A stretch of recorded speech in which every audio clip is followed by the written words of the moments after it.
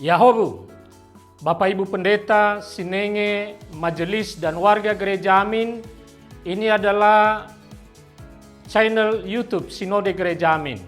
Karena itu, bagi yang mencintai Gereja Amin, tontonlah, subscribe, like, dan bagikan. Gereja Amin yang tangguh, mandiri, dan peduli. Tuhan Yesus memberkati.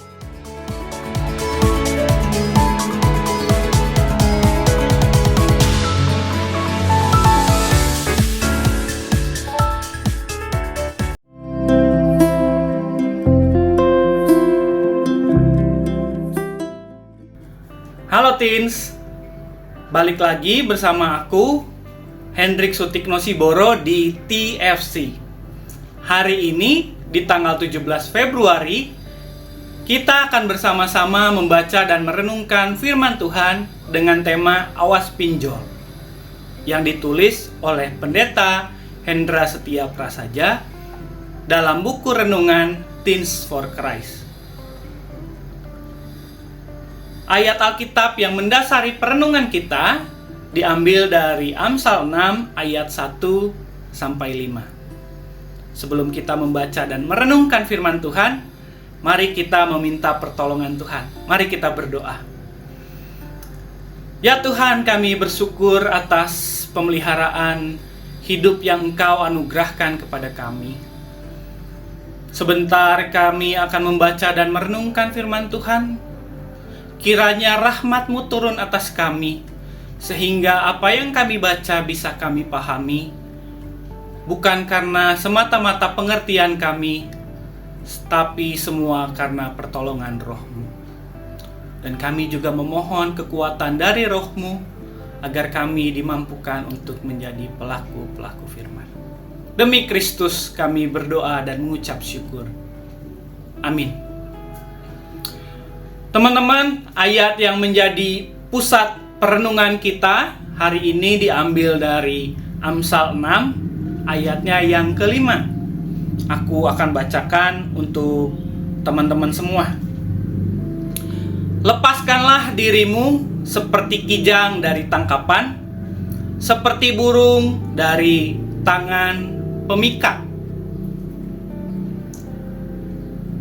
Teman-teman, aku yakin teman-teman semua akrab dengan istilah pinjol. Pinjol atau pinjaman online biasanya ditawarkan dengan syarat yang mudah. Hanya dengan memberikan nomor kontak dari orang-orang yang akan menjadi penjamin, kita sudah bisa dapat pinjaman sejumlah uang. Sayangnya, banyak orang yang mengambil pinjaman online atau pinjol hanya untuk memenuhi keinginan nafsu semata saja. Mereka menggunakannya untuk shopping, untuk beli voucher game, bahkan yang lebih parah lagi, sebagian orang banyak menggunakannya untuk deposit judi online. Hal ini tentu merugikan orang-orang yang nomornya dijadikan penjamin, karena ketika pinjaman tersebut tidak dilunasi, orang-orang yang nomornya dijadikan penjamin biasanya akan diteror. Amsal hari ini mengajarkan kita untuk bertindak dengan penuh pertimbangan. Kadang niat baik untuk menolong seseorang malah membuat kita terjerat karena menjadi penjamin bagi orang yang kita tolong. Perkataan yang keluar dari mulut penjamin akan mengikat penjamin dengan berbagai kewajiban-kewajiban. Kitab Amsal di ayatnya yang 1 dan kedua mengingatkan, jika kita terlanjur menjadi penjamin, maka kita harus segera melepaskan diri dari tanggung jawab tersebut. Caranya adalah dengan melakukan negosiasi dengan orang yang kita tolong agar mau bertanggung jawab secara pribadi. Dan di ayatnya yang ketiga, Dikatakan juga di Amsal ayatnya yang ketiga, usaha ini kita lakukan agar orang yang berhutang mau memikul tanggung jawabnya sendiri, sehingga ia mau berusaha keras melunasi utang-utangnya.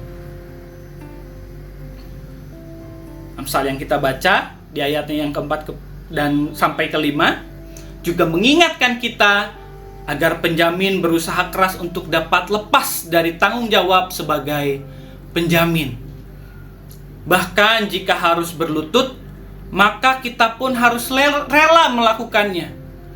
Lebih baik kita merendahkan diri daripada menghancurkan diri kita karena keangkuhan. Teens, waspadalah terhadap kemudahan untuk mendapatkan pinjaman. Jangan sampai kebodohan kita menjadi penjamin atas pinjaman yang orang lain lakukan, malah menjadi jerat bagi kita sendiri. Tuhan mau kita hidup bahagia dan bertanggung jawab. Niat yang baik untuk menolong sesama harus dibarengi dengan kewaspadaan agar tidak terjerumus pada bertambahnya beban yang menyebabkan orang lain tidak dapat bertumbuh dan bertanggung jawab atas hutang-hutangnya. Mari kita memohon pertolongan Tuhan. Mari kita berdoa. Ya Tuhan, hari ini kami disapa oleh firman-Mu. Kami diingatkan untuk terus bertanggung jawab dan juga terus waspada dalam melakukan kebaikan. Kiranya Tuhan memberi kami hikmat, menolong kami agar kami mampu membedakan, agar kami dimampukan untuk terus waspada dalam melakukan kebaikan-kebaikan di dalam kehidupan kami sehari-hari. Dalam nama Yesus kami berdoa dan mengucap syukur. Amin.